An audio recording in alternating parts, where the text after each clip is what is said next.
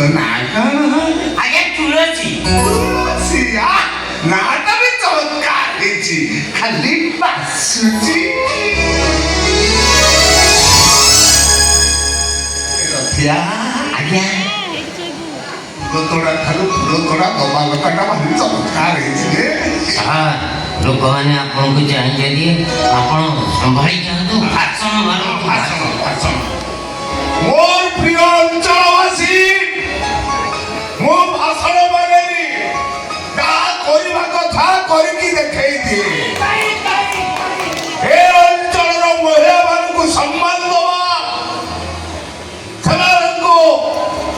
ରକ୍ଷା କରିବା ତାଙ୍କ ମାନ ଇଜ୍ଜତକୁ ରକ୍ଷା କରିବା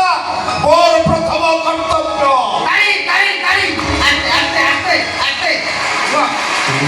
ଅଛି ଅଛି ମୁଁ ଯେପର୍ଯ୍ୟନ୍ତ ଅଛି ଆପଣମାନଙ୍କର କିଛି ଅସୁବିଧା ହବନି ମୁଁ ପାହାଡ଼ ଭଳି ଆପଣଙ୍କ ସାମ୍ନାରେ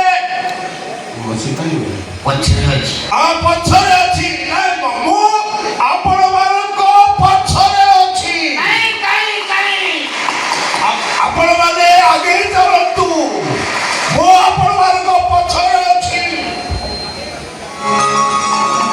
ସାର୍ ତ ବୋଲେନି ଆପଣ କିଛି କୁହନ୍ତୁ